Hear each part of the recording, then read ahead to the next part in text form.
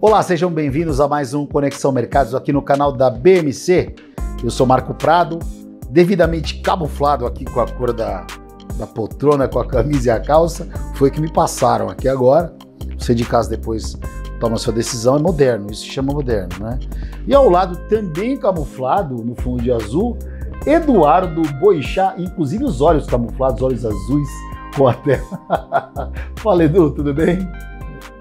Fala, galera, beleza? Obrigado aí, obrigado ao nosso convidado de hoje aí, o Guga, grande Gustavo Almeida, um ícone do mercado financeiro, é um personagem icônico. Mas só para esse negócio de camuflagem aí, quando eu comecei a trabalhar na HSBC, primeiro dia meu de trabalho, Marco, eu meti um tom sobre tom, um paletó amarelo azul. E dourado. Não, terno azul, naquela época a gente trabalhava de terno, imagina, isso aí foi março. Esse é o Roberto Carlos. É março de 2000 isso, cara, faz tempo. Aí meti ali paletó, né, um paletó azul, camisa azul escura, gravata azul também, tom sobre tom. Falei, porra, hoje eu vou arrebentar, né? Todo escuro ali e tal, roupa mais escura. Cara, meia hora de banco eu virei o Batman. Os caras não sabiam o meu nome, só me chamavam de Batman. Naquela época eu podia fazer bullying assim abertamente, né? Eu fui Batman uns 6 meses, cara. Eu fui Batman uns 6 meses. Pô, complicado, cara. Aí eu entendi que mercado financeiro aí mercado financeiro eu entendi a partir daquele dia. É camisa branca ou azul claro. Não é outra cor. É branco ou azul claro, mais nada. Não invente moda, não invente moda. Estamos aqui com um convidado de honra.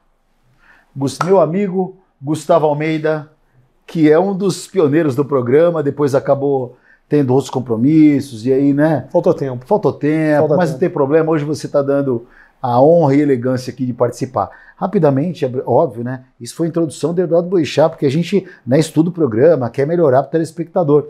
Se apresente, por favor, quem é Gustavo Almeida para o telespectador? Pois é, né? Sabe que eu nunca tive a oportunidade de dizer quem é o Gustavo Almeida aqui dentro da casa da BMC. Ótimo. Sempre... Ao ponto inversa. Logo quando a BMC começou aqui, né, já tive o convite do Messi, da Paula, do Pedro, para vir colaborar com o conteúdo do mercado financeiro. Já estou há 22 anos no mercado. E ele ficou, então nunca falei um pouco da história do Gustavo, né? O Gustavo que estava lá naquela salinha pequenininha da XP, lá no início. Lá no Sul. Lá no Sul, lá em Porto Alegre. Porto Alegre. Na verdade, eu comecei em Pelotas. Pelotas foi... Ninguém sabe se foi a primeira filial ou a segunda filial da XP. Naquela época, eles abriam os escritórios. E acabou que o sócio do Guilherme, que o pessoal conhece, né, o Marcelo Maisonave, a família é de Pelotas. E é muito tradicional de lá. Né? O pessoal do Arroz Tio João, que todo mundo, né, conhece aí do supermercado, o Arroz Tio João. E acabou que a XP foi para lá para poder captar clientes em função do relacionamento, do networking. Né? Ninguém conhecia a XP. A XP não era muito longe de ser o que é hoje. Usava uma plataforma da Invest Shop na época. E ali eu estava bem numa época de transição entre faculdade de engenharia e da computação. Eu sempre gostei de esporte e naquela época a computação não era tão cool como é hoje. Né? E aí estava mudando para comércio exterior. Não era tão cool, legal. Não pode falar palavrão. Ah, tá. Não é cool, escolar. Ah, tá, eu achei que você tinha mandado um palavrão aí. Não pode falar palavrão, Guga. Tá bem. O horário. É um pouco difícil, né? E aí o que aconteceu foi que, bem nessa época de transição, a gente acabou tendo aqueles churrascos de colegas de faculdade no final no final da aula, né, para ver o jogo do Grêmio, obviamente, um baita frio, e aí tava tendo uma palestra na casa de um amigo meu, que o pai dele tava com outro cara que era o maior cliente da XP na época, o Penanto. E aí a gente chegou nessa casa, né, era a casa um amigão meu hoje que tá no BTG, faz toda a operação lá, participa do time lá de assessoria do BTG, o Rafael Braga, mandar um abraço. Então o Zé Braga, pai dele, estava tendo uma aula e acabou que esse cara que era o maior cliente da XP na época, eu conhecia por causa do esporte. O filho dele jogava comigo ou contra... Né, ou qual esporte que era, Guga? Nessa época era pádel, né? E aí surgiu o espaço para a gente conversar e ele começou a mostrar o que ele fazia. Na época ele fazia uma operação, ele operava a Telemar, opções da Telemar. Então ele fazia o smile de volatilidade, o Black Scholes ele calculava na mão. E aí, eu estava saindo da faculdade, fazendo essa transição da faculdade de engenharia, né, e da computação. Então, para mim fazer macro ali de Excel era algo relativamente tranquilo de se fazer. Eu fiz o smile de volatilidade dele, programei ali para fazer o smile de volatilidade em tempo real. Hoje, existem várias plataformas, vários programinhas, mas quando tu olha lá para trás, para 2001, 2002. Isso era o must. Não, isso era o must. Supra-sumo. Então ele tinha o smart de volatilidade da Telemar ali em tempo real e ele ficava operando. Numa dessa, o Guilherme foi lá visitar, e aí ele olhou aquilo e aí começou a abrir um espaço para a gente poder conversar, e dali surgiu, né, o convite para ir embora para Porto Alegre. Fui embora para Porto Alegre, lá a XP estava fazendo a transição da Invest Shop para Intra, depois, né, participei ali quando a XP comprou a American Invest e virou corretora. Então, tive ali presente da primeira área de todas essas áreas que existem hoje na XP, naquela época se chamava área de receita, era dividida em expansão e análise. Então, participei junto com o Rossano, com o Pedro, com o Marcelo, dessa área de receitas. Você começou com engenharia? Comecei com engenharia. Não com economia? Não, eu fiz engenharia porque era o curso mais difícil de passar. A minha mãe vai ficar um pouco chateada comigo que eu vou falar isso, mas eu tinha ganho uma bolsa para jogar tênis, né, lá fora nos Estados Unidos. Ela não deixou eu ir. Meu pai tinha quebrado, então tava vivendo ali um conflito meio forte ali, familiar. E aí, desentendimento, tudo mais. Bem na época que eu ia fazer o vestibular. E aí, pô, será que eu tinha capacidade de fazer o vestibular? Nunca tinha me visto estudar mesmo, sentar a bunda na cadeira e ficar estudando para fazer um vestibular. Sempre fiz muito esporte. Sempre fui muito competitivo na parte de esporte.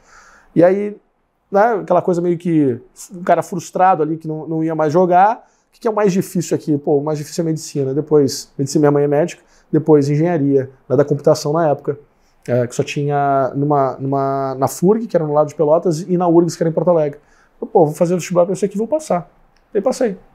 Passei e fui. E aí você começou a fazer? E aí comecei a fazer. Mas é engraçado, né, Edu, que na época quando acabou o pregão, eu lembro disso, que quando começou as pessoas a migrarem para as mesas, acho que talvez o Edu falar com mais propriedade, porque o Edu já estava em mesa. Foi o mar de engenheiro da computação que invadiu o mercado financeiro. Ah, sim. E aí você deixou de ser economista, as pessoas paravam de falar propriamente em macroeconomia e era mais programação de mercado. Né, Edu? Foi isso que aconteceu, principalmente no início ali dos anos 2010, em 2010 em diante, né? Não, para trás também, cara. Os bancos, né? Eu tô falando da realidade dos bancos. Os bancos adoram engenheiros, né? Eu sou engenheiro civil também. E a mesa nossa lá, pelo menos os lugares onde eu trabalhei, a maior parte era engenheiro, cara. Tinha economista, óbvio, também, na área de análise e tal, mas na área de trading ali, a maioria dos caras eram engenheiros. Tu tem que ter um ponto de racionalidade, né? E de certa forma, desenvolver essa frieza racional, né? Para poder fazer as coisas de forma mais objetiva. Porque o algoritmo ele faz aquilo sem colocar emoção. Né? Ou ter o racional de tomar decisão mesmo. Pô, por que eu vou tomar decisão? Tomou decisão, não deu certo, também ter a capacidade de sair. Né? Então, é importante. E aí, depois, dentro da passagem também da XP, eu acabei tendo a oportunidade de operar algumas contas meio que a gente dizia na época, umas contas VIPs, né? Então, eu cheguei a movimentar 10% dos contratos de índice futuro no telefone. Bastante coisa. Então, das pessoas físicas, né? Então, pô, a gente tirava ali 2.000, 2.500 contratos do índice cheio, na época não existia mini ainda. Então, foi bem bacana, foi uma escola muito legal. Acabou que tinha uma proximidade, ficava próximo ali do Júlio, né, do Júlio Capua, que agora deixou de ser sócio da XP, tá fazendo um empreendedorismo lá no Nordeste. E aí ficava com ele e em contato sempre com o monstro do Leblon também. A gente ficava sempre meio que trocando aquelas Monstro do Leblon.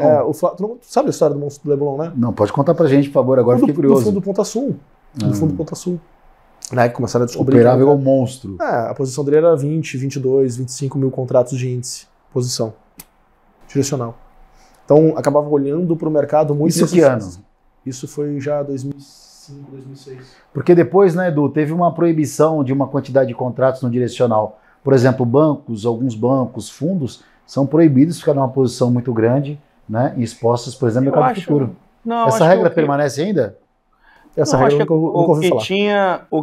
O que tinha era limite de contratos em aberto. Aconteceu comigo algumas vezes isso aí também. Tinha X contratos em aberto, a gente, determinado banco, não poderia ter X... Não poderia, isso. Eu não sei se era 30% dos contratos em aberto, alguma coisa assim. A gente estourou, porque, pô, as posições que eu trabalhava na HSBC eram muito grandes, né, cara?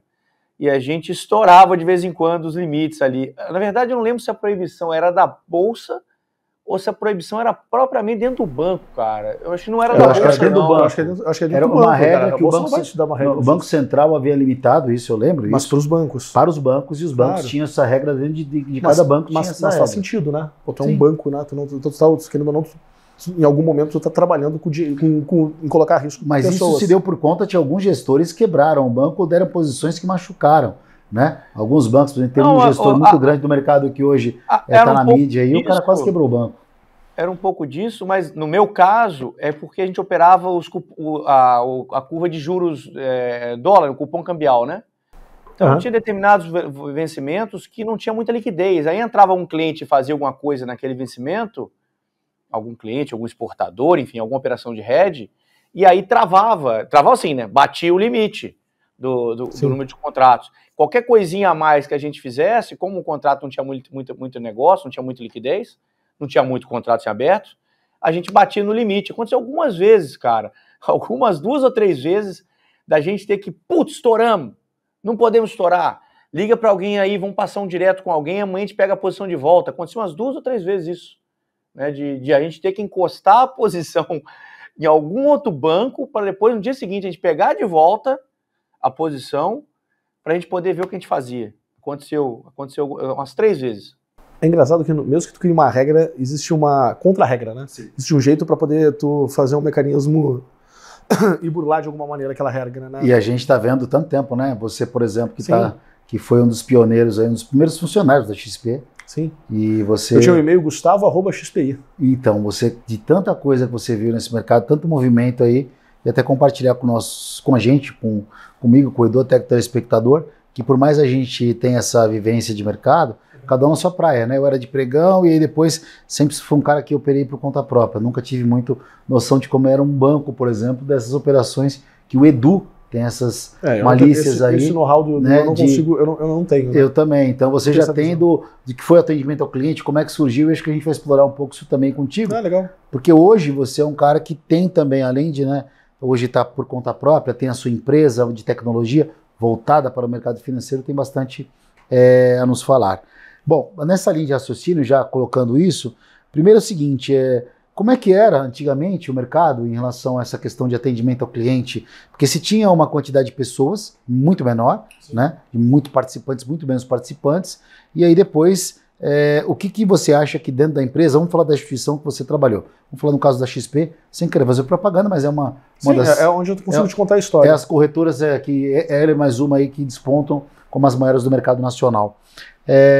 O que foi, acha que realmente, o que deu o boom da empresa? Foi o sistema, a tecnologia, ter colocado tudo isso numa parte em algoritmos, em nuvens, etc. ou não? Não, acho que o grande boom ter enxergado, né, uma ineficiência no mercado, que era de fato conversar com a pessoa física.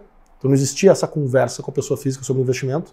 Conseguir depois, usando a tecnologia, porque cada estágio que tu vai de conversa, tu vai expandindo um pouco mais a consciência dos investidores, das pessoas físicas, e novas oportunidades de negócio vão surgindo. Então, lá atrás, o que se começou a fazer? Né, que ninguém atendia. Trabalho em cima de bolsa de valores. Então ninguém falava de bolsa de valores. Então quando você consegue fazer algo escalável em cima desse ecossistema de bolsa de valores, que era como tu conseguir criar uma conversa, né, com o pessoal de bolsa de valores, como é que a XP fazia isso? Começava sempre com uma palestra de desmistificando a bolsa de valores.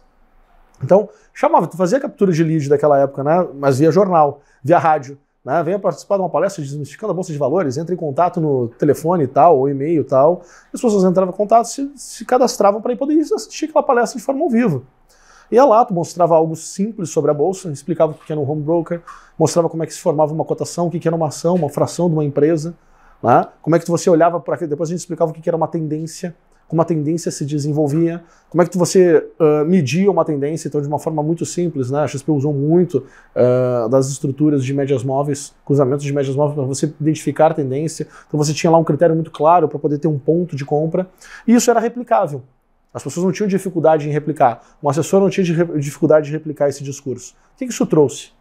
Né? O que isso trouxe? Escalabilidade. Então tu começa a entregar e abrir, né, capilaridade. Capilaridade através do quê? Através de escritórios. Então tu criava capilaridade porque tu conseguia escalar, tu conseguia replicar aquela narrativa de forma muito fácil. Só que era monoproduto.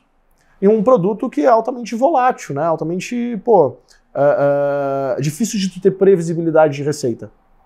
Só que com o passar do tempo, esse ganho de capilaridade em cima de bolsa, naquela época, quando tu tinha 400 mil CPFs na bolsa, né? Pô, você teve um espaço para crescer muito rápido. Então, você sai de 400 mil CPFs, você vai para 5 milhões de pessoas. Só que quando você é pequenininho, ninguém tinha acesso à informação. As pessoas não tinham acesso, a XP não tinha acesso a um gestor de um fundo. O gestor de fundo nem atendia o telefone, nem queria conversar. Por quê? Porque era tão pequeno e era tão difícil que para ele não fazia sentido ter que conversar com a XP.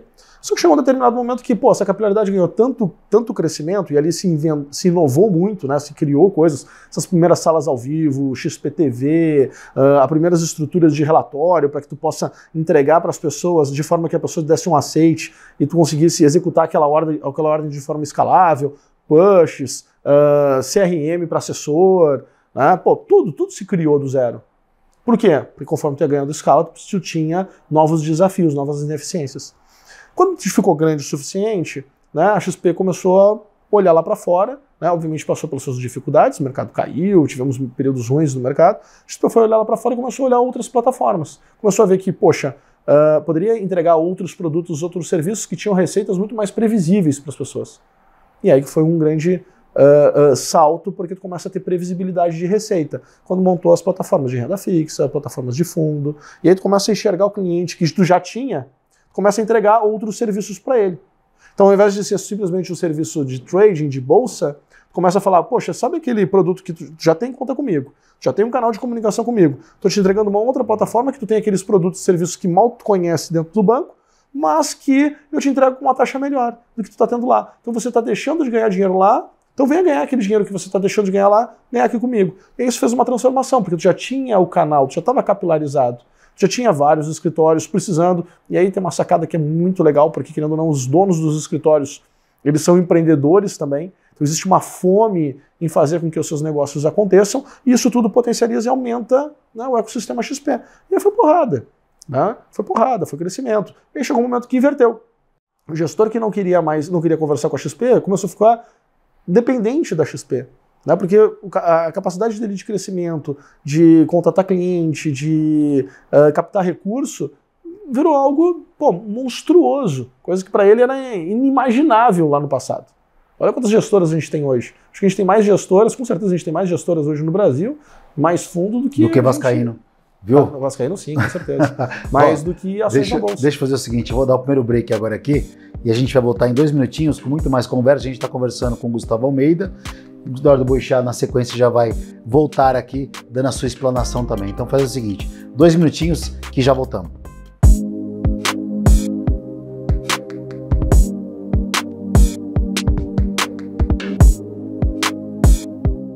Muito bem, estamos de volta aqui no Conexão Mercados com Gustavo Almeida. Eduardo Boechat, o Guga deu uma explanação aqui no final do primeiro bloco, e eu já queria voltar fazendo uma grande pergunta para você. Hoje tem bastante gestor aí no mercado, hein? Como é que você vê essa competição, Edu? Você que é um gestor aí, tá nessa questão de fundos, como é que trabalha isso? Acho que o mercado teve vários momentos no Brasil ao longo dos anos, né? Primeiro, você tinha muitas corretoras e poucos bancos. Aí teve um incentivo para que essas corretoras se transformassem em bancos. Então, várias corretoras se transformaram em pequenos banquinhos, né, ali pela final da década de 80, década de 90, né? E aí a gente tem um mercado, deu uma inchada com muitas mesas de bancos de investimento, bancos grandes, né? A gente tinha uma série de bancos grandes operando no Brasil, estrangeiros também, quando, né, principalmente o governo Fernando Henrique abriu para entrar, os anos do PSDB, do Fernando Henrique, abriu o mercado para entrar mais banco de fora. Então tinha muitas mesas de banco, eu vivi esse momento aí, final da década de 90 e início dos anos 2000, que eu trabalhava na HSBC e tinha inúmeros bancos, tinha Banco Real, Santander, logo depois veio para o Brasil, Sudameris, e Itaú, enfim, Citibank, e bancos menores também, né? Os bancos de investimentos, o Garantia, o próprio Pactual, muitas mesas de banco. Com o decorrer do tempo, o que foi o Lloyds, enfim, foi acontecendo que os bancos foram se comprando, né? Então, quando eu estava na HSBC, eu participei da compra em 2000, o HSBC comprou o CCF, que era um banco francês, né? logo depois, 2005, logo depois não, né, alguns anos depois, 2004, mas acho que foi 2004, comprou o Lloyds, enfim, os bancos foram se consolidando, até chegar uma hora que os bancos gringos começaram a ir embora, e começaram a ficar novamente só os bancos brasileiros, que é mais ou menos a situação que a gente vive hoje, né? A gente tem um banco estrangeiro grande hoje no Brasil, que é o Santander, o resto dominado pelos bancos locais. E essa galera toda que operava o mercado dentro dos bancos começou a ficar sem emprego, né? Começou a sobrar trader. E aí tudo viraram gestor? E aí começou o boom das gestoras, né? Todo mundo tinha uma ideia de trading, tinha alguma opinião e tinha algum capital, abriu uma gestora. Então esse movimento que a gente teve na última década aí, de abertura de assets, né, de gestoras, é em função de ter muito trader que saiu do mercado e abriu gestoras, com apoio, inclusive, de caras como a XP, por exemplo, né? Porque a partir do momento que a XP entra no mercado e ela inventou um negócio totalmente diferente, que a gente não tinha no Brasil, que era a plataforma de ativos, né? A XP virou um shopping de investimentos. Antes a corretora o quê? Vamos operar bolsa e acabou, né? Se você quiser qualquer outro produto, você tem que ter uma conta em algum banco e comprar o produto daquele banco. Não, se você quiser ter uma renda fixa, por exemplo, um CDB de um banco, você tem que ter uma conta num banco e comprar aquilo ali. Se é fundo, você tem que ter a conta no fundo, no banco, né, no fundo que você quer. Quero ter um fundo do Unibanco. Eu tinha um fundo do Unibanco, porque eu tive um ex-chefe que saiu da HSBC e foi para o Unibanco, eu fui lá e abri uma conta, o cara era bom, eu queria botar grana com ele, que é o Laércio. É o Laércio, que foi meu chefe no HSBC, Laércio Longo. Enfim, você tinha que fazer isso, né? Hoje em dia não, a XP fez essa mudança, ela criou o shopping de investimentos, e dentro do shopping de investimento tem tudo, inclusive todos esses gestorezinhos pequenos que foram sendo criados ao longo do tempo, todas essas assets menores, boa parte dela, os vencedores pelo menos, estão dentro da plataforma do XP, e dentro da plataforma do Pactual hoje, dentro do BTG, dentro da plataforma da Orama, dentro da plataforma da Warren, enfim, de todas as corretoras da Ativa, corretoras que hoje têm a plataforma de investimentos. Mas esses acho que foram os 3 momentos do mercado, né? Corretora transformando em bancos, banquinhos, enfim. Aí depois a consolidação dos bancos e depois a criação de um mercado muito forte de assets no Brasil.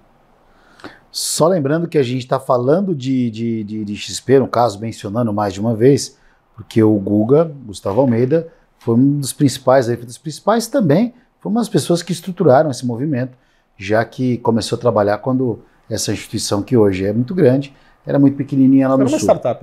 Era uma startup. Mas Guga, complemente, por favor. O que eu tô vendo aqui do Boixá? É, do Boixá. Esse ponto do shopping financeiro me lembra muito bem quando a XP incorporou esse pensamento, né? Pô, até na época tava o Bruno De Paoli, né, amigão meu também, na parte de marketing, ele falou, cara, isso aqui tem que ser um shopping financeiro. Foi um momento bem marcante, né? Só como tudo, né, a gente está acho que a gente está agora num momento de transição, porque a gente vivia um momento onde não existia produtos, acesso a produtos financeiros. Depois a gente viveu um momento que a gente começa a ter acesso a produto financeiro, e aí tem esse boom das redes sociais, onde surgem os influenciadores que potencializam e levam, né, o conhecimento de forma mais rápida para as pessoas físicas. As pessoas físicas começam a se identificar com um ou outro influenciador. E aí, quando tem esse movimento, né, a gente tem uma explosão aí de gente entrando e que começa a ter uma necessidade completamente nova em relação aos seus investimentos, porque o pessoal começa a ter capacidade de comparar investimentos, começa a ter uma necessidade, né, de conseguir potencializar os seus recursos. A gente vive também uma mudança aqui de Brasil, quando a gente começa a pensar em investimento pensando em longo prazo, né, pensando em que, quem sabe, a minha geração não vai conseguir nem se aposentar. Então começa a ter todo um novo pensamento que a gente está vivendo agora, que de alguma maneira a gente precisa fazer com que todo esse excesso de informação, produtos e serviços que existem no mercado, eles consigam ficar mais bem orquestrados e mais bem organizados para as necessidades das pessoas físicas. Eu acho que a gente está agora num momento onde não tem mais escassez de acesso a produto. Não existe mais escassez de acesso a conteúdo. O que a gente precisa agora é fazer com que a tecnologia ela consiga entregar de forma mais assertiva, mais direta, aquela informação que aquela pessoa precisa. E aí começa, né, a surgir outros pensamentos. Por exemplo, hoje quando a gente vai para uma instituição financeira, eu acho que desde 1900 e lá vai pedrinha, sei lá, 1930, 1950, a gente tem um suitability ali que classifica as pessoas em moderado, em conservador, moderado ou agressivo. Né? E isso vai limitando também o acesso aos produtos financeiros que a instituição vai te dar. Só que quando tu vai conversar com as pessoas, tu vai ver, né, o perfil das pessoas e como vai evoluindo ao longo do tempo, as pessoas não são moderadas, conservadoras ou agressivas do início até o fim da sua jornada. Né? Elas vão mudando de acordo com as suas necessidades e de acordo com que elas vão evoluindo o seu conhecimento também ao longo do processo. Conforme as pessoas, vamos lá, né? A pessoa começa a participar lá da sala ao vivo do Marco Prado. Pô, no início ela pode nunca ter visto nada sobre aquilo, se interessou porque gostou do Marco Prado, né? Um cara que usa aí tom sobre tom. Bonito. Bonito. Né? Mas com 2 horas, mas ó, vou te falar, com 2 horas de sala do Marco, o cara já virou master. O Marco é um cara que, além de ser um excelente trader, é um excelente professor de mercado, né, Marco? Obrigado. Perfeito. Obrigado. Então assim, pô, o cara quando começa, daqui a pouco o cara chama um suitability de conservador, moderado. Só que, cara, vai passar o tempo, esse perfil vai mudar. Só que a instituição não vai mudar a percepção que ela tem de ti. Teu assessor não vai mudar a percepção que ela tem de ti. A não ser que tu mude o suitability porque tu quer acessar um outro produto. Então esse processo, ele é estranho, ele ainda tem muita ineficiência. E só que todo mundo quer o quê? Mais cliente, que depende de mais assessoria, que depende de mais uma evolução também do mercado. Por exemplo, a gente precisa aqui na nossa bolsa mais empresas com capital aberto na bolsa, tudo para poder absorver essa entrada de mais participantes e de uma consciência mais intensa por parte dos participantes. Então tudo tem que evoluir. A gente está num ponto que a gente não tem mais como fugir do uso da tecnologia. Por isso que a gente desenvolvi junto com o meu sócio a Trading Insights.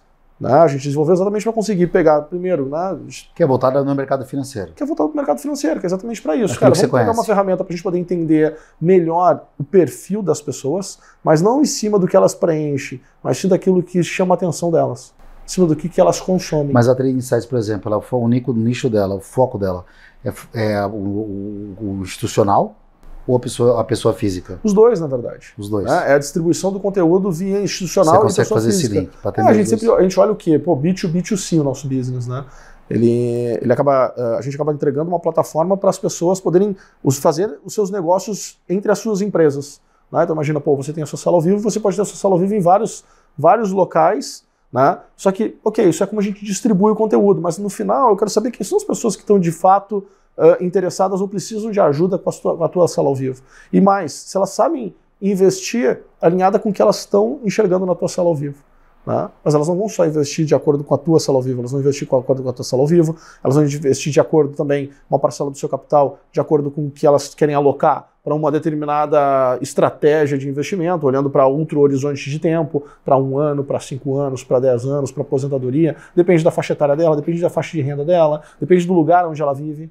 Não dá para imaginar que uma pessoa que ganha 10 mil reais morando no Itaim, em São Paulo, tem o mesmo padrão de vida do que a pessoa que ganha 10 mil reais morando em Pelotas, lá no Rio Grande do Sul. A pessoa de Pelotas lá é muito mais rica, tem uma percepção de riqueza muito maior do que a pessoa que está ganhando 10 mil reais no Itaim. Então, idade importa, localização geográfica importa, tudo de certa forma. A pessoa pode pensar em poupar quando ela tem uma gordura, quando ela consegue sobrar dinheiro. O cara consegue pensar em poupar no que ele vai. Hoje em dia o cara, sabe, no primeiro momento que ele tem uma oportunidade de ter alguma coisa, ele faz uma prestação de outra. O que está acontecendo hoje é o seguinte: no passado a gente tinha escassez de produtos e serviços e conteúdo. Então a gente viu um mercado evoluindo nisso. Evoluindo em plataforma, evoluindo em acesso a mercados, evoluindo em conteúdo, tudo que tu vai ver, até mesmo existiam produtos que eram antes para investidor qualificado e passa o tempo e deixa de ser só para investidor qualificado.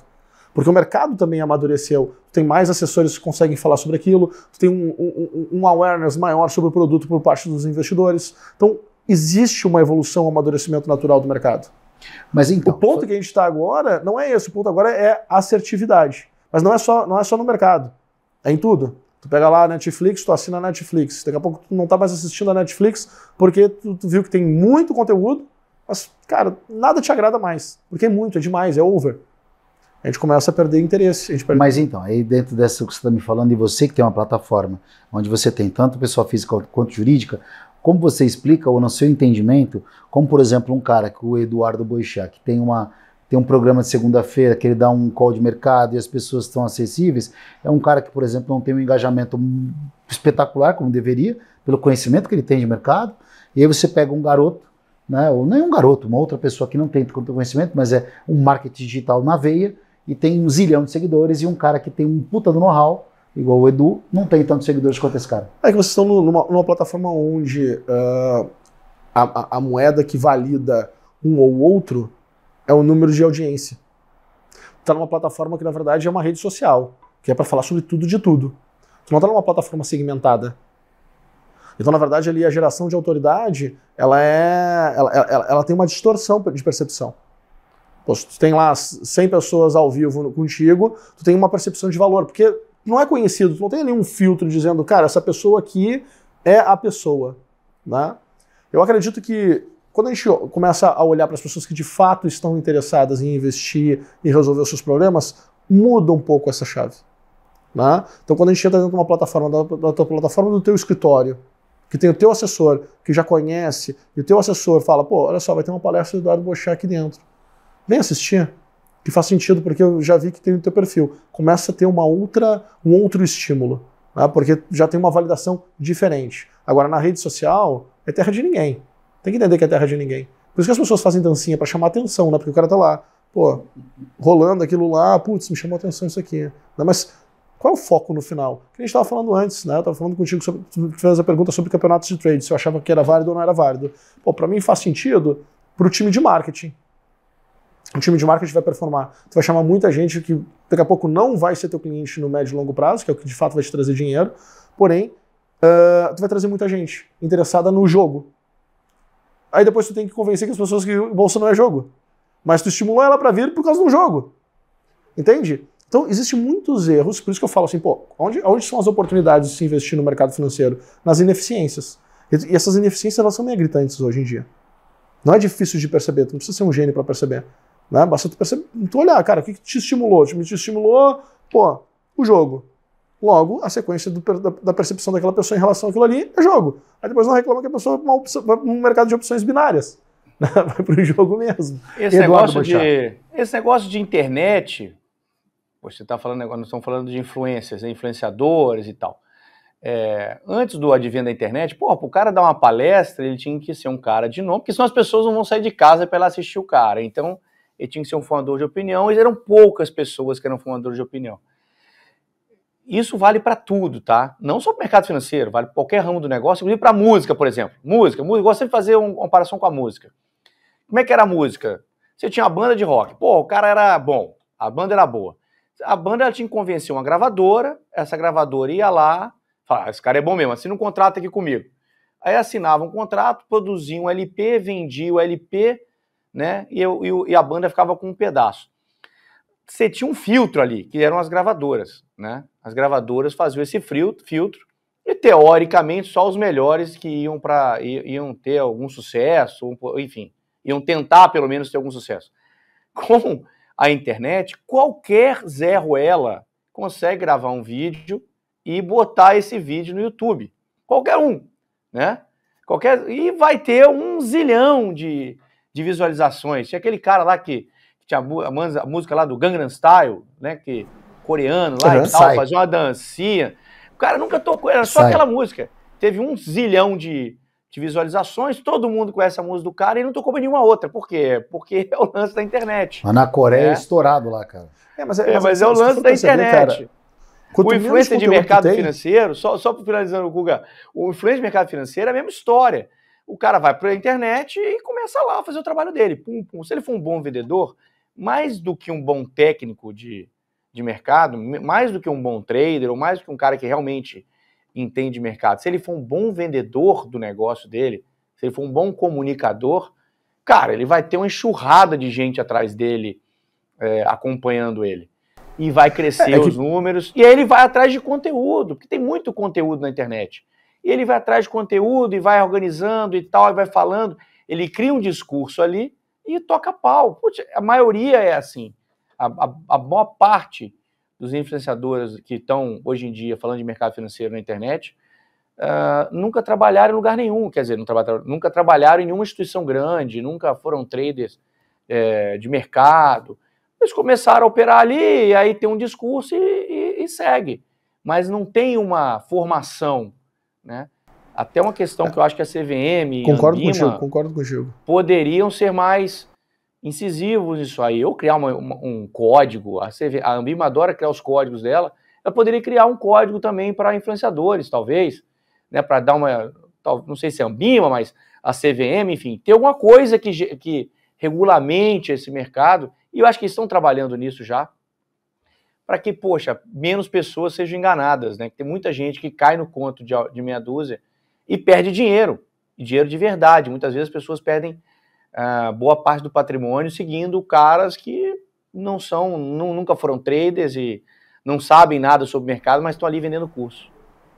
Um ponto interessante nisso também, Edu, é o seguinte, né, dentro do que eu vejo, né, quanto menos conteúdo tu tem para oferecer, mais tu tem para apresentar, e aí mais entretenimento se faz. E querendo ou não, esse entretenimento engaja.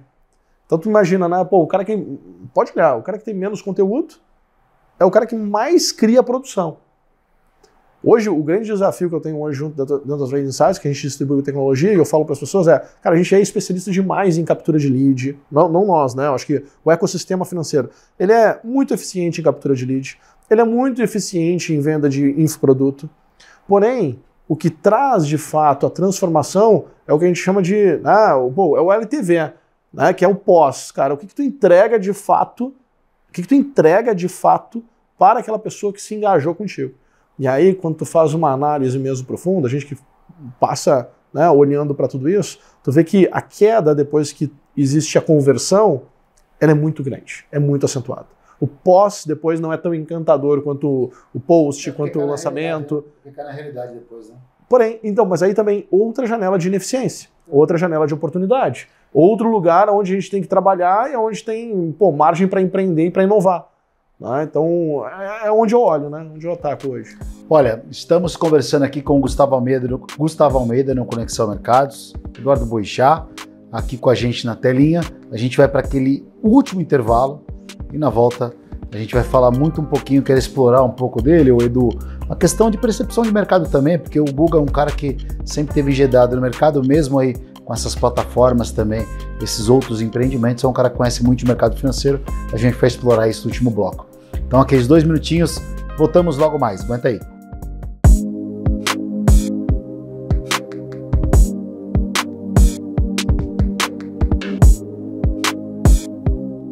Muito bem, estamos aqui de volta com Conexão Mercados, ao lado de Gustavo Almeida, Eduardo Boixá.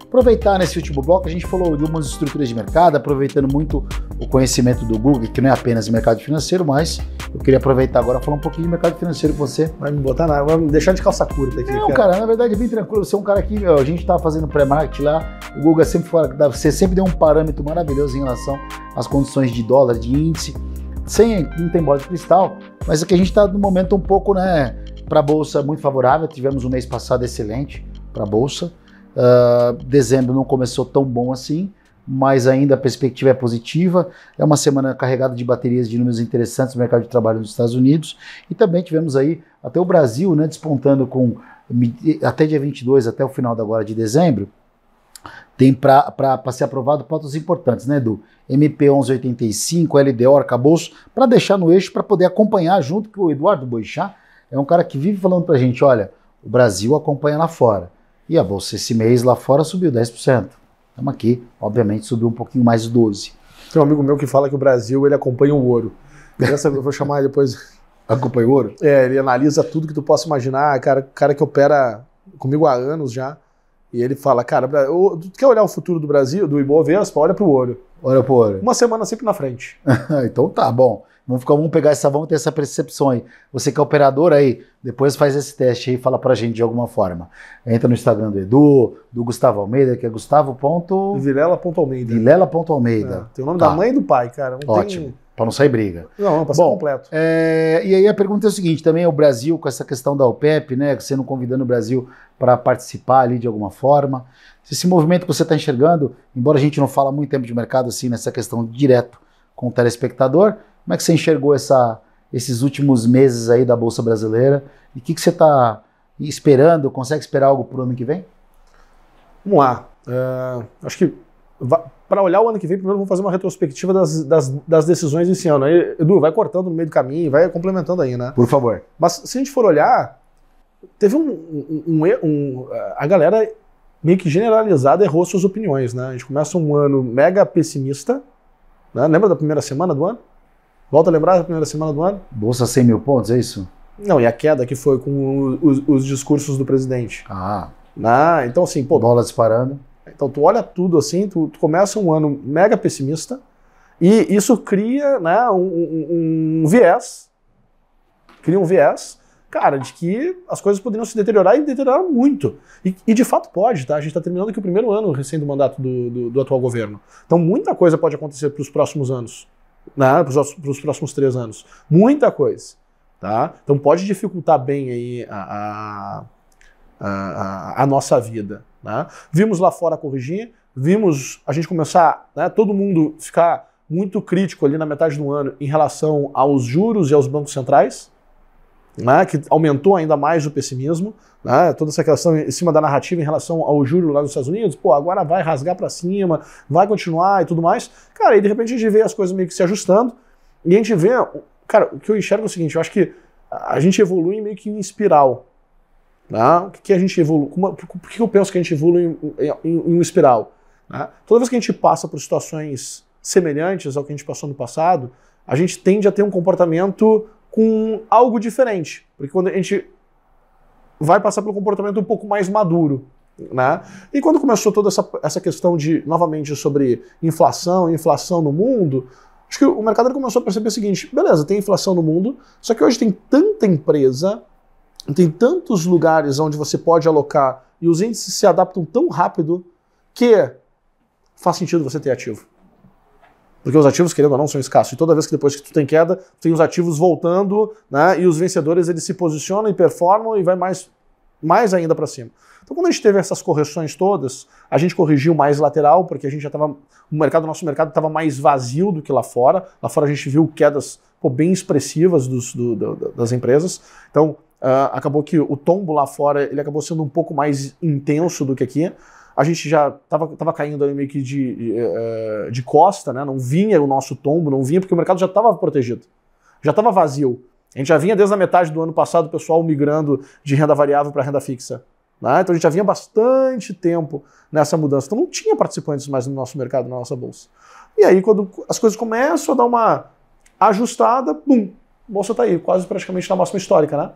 Isso é quase na máxima histórica. 128 e 450 bateu sexta-feira passada. Pois é, e a máxima histórica foi quanto? 130? 130, alguma coisa, né? Assim, né? Por aí. Então, tá lá.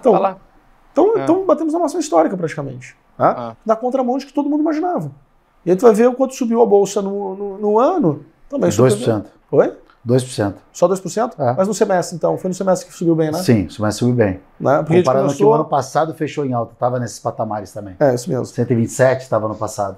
Mas acho que não é só 2 não. Isso não é só 2 não. Eu acho que é isso. Eu acho, tá? Acho que é muito número. Eu acho que não é mais, não, é 2. 2 é pouco, subiu mais. É mais, cara. Você acha que é mais? É mais, eu não tenho o número aqui não, mas é mais. A gente tava com 126 ano passado, se eu não me engano.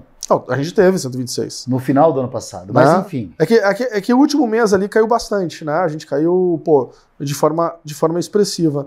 Mas enquanto você tá caçando, Edu, faça as suas complementações aí. Eu acho que o Guga tem alguns pontos aí, olhar para comentar o passado sempre é mais fácil do que imaginar o futuro, né? Mas eu vou falar do futuro logo a pouco, calma.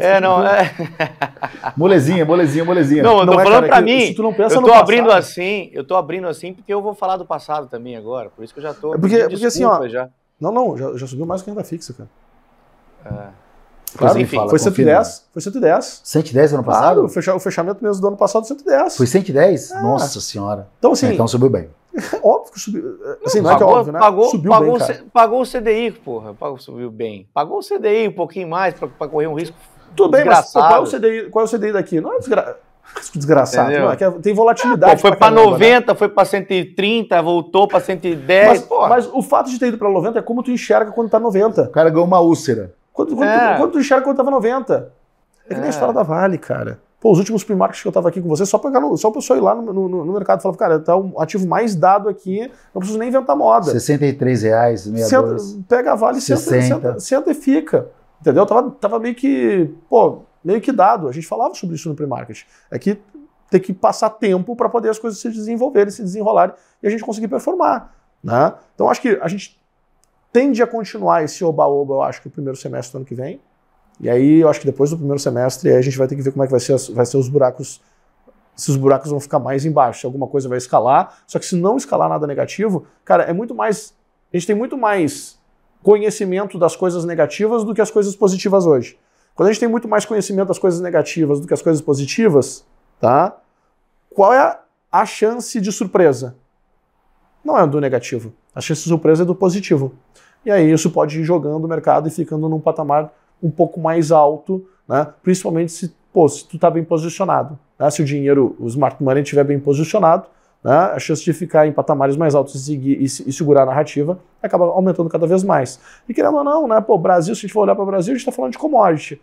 Se a gente está falando de commodity, pô, é um negócio que tem embaixo da terra, né? Querendo ou não, ele é escasso.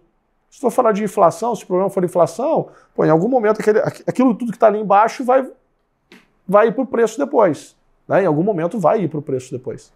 Então, também faz sentido quando tu pensa que as pessoas já estão começando a analisar ativos e quando tu pensa em dinheiro grande, pô, na segunda, na terceira, na quarta derivada. Quando tu começa a enxergar na segunda, na terceira, na quarta derivada, tu começa a chegar nessas lógicas, né? Porque tudo, querendo ou não, é um ciclo. E aí o dinheiro tem que estar posicionado. Então eu continuo, de certa forma, otimista. Obviamente que não aquele otimista comprador, pô, vou migrar grande dinheiro agora de renda variável para renda fixa. No hype do mercado. Não. Continuo otimista. Acho que quem está posicionado, continua posicionado. Né? Quem não está posicionado, pô, obviamente fica com aquela dorzinha. Não pode falar a palavra não, aquela dorzinha da insatisfação, né? Do seu último a saber. Dor de quem está nascendo alguma coisa. Exatamente, aqui, tem umas coceiras na cabeça. Então. Fronha furada. O cara que está entrando agora, chegando agora e querendo falar, putz, aí, compra ou não compra? Esse vai sofrer, porque agora começa as volatilidades, pô, começa o mercado a cair de 128, volta para 120. Eu vou passar para o gestor que vai falar aí agora. Um saco, né? Vamos passar para o gestor, não tô nem aí. Esse negócio do mercado é bom porque tem opiniões, cada um dá a sua, e no final da conta bota o dinheiro e no final vê quem ganhou, quem perdeu. Eu tomo risco. Eu acho que quem é isso aí, pô. No início do ano, acho que a gente viu um pessimismo muito grande, né? Obviamente, a gente vinha do governo, se não era liberal, mas pelo menos com atitudes mais pró-mercado, né, do governo do Bolsonaro.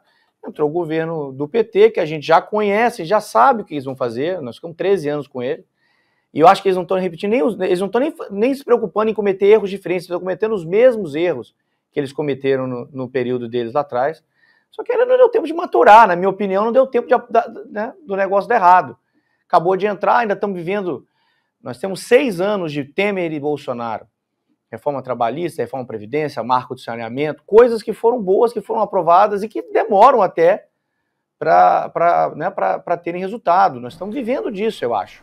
Né? O Brasil tinha o próprio Paulo Guedes dizia, né? O Brasil tem muitas coisas que já estão contratadas.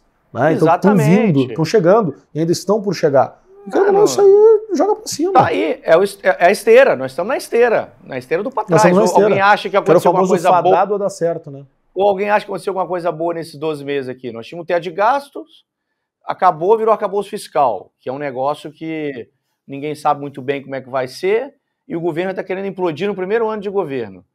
A Petrobras briga ali, a Petrobras para mim é uma grande surpresa, até o Prats lá, o atual presidente da Petrobras, é uma grande surpresa, porque Jean Paul Prats. Ele controlou, ele manteve a paridade internacional, até porque gera dividendo. Mas deu uma sorte danada que o petróleo caiu, viu, também, Boixá. Deu uma sorte no sentido, né?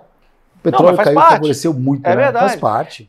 Eu vejo em Twitter, eu Faz vejo parte. muito Twitter ali, né, Twitter, e aí quem defende o governo fala assim, porque quando era o Bolsonaro, a gasolina era 10, agora é 5. Ô, querido, quando era o Bolsonaro, o petróleo era 120, agora ele é 80. Né? Tá 80, é isso aí. Tem isso também. Mas eu acho que teve algum mérito o governo, óbvio, não teve nenhuma grande lambança, Claro. O mercado acalmou, o dólar caiu, também ajudou a inflação, abriu para cortar juro, o Banco Central estava vindo cortando juros, apesar do barulho todo criado em cima, principalmente no início do governo ali, né, do presidente, do Lula, ficar atacando o presidente do Banco Central o tempo todo, mas o cara está fazendo o trabalho dele, o juro está sendo cortado, isso está dando um certo alívio para as empresas, aí vai continuar dando alívio para as empresas. Acho que isso tem piso.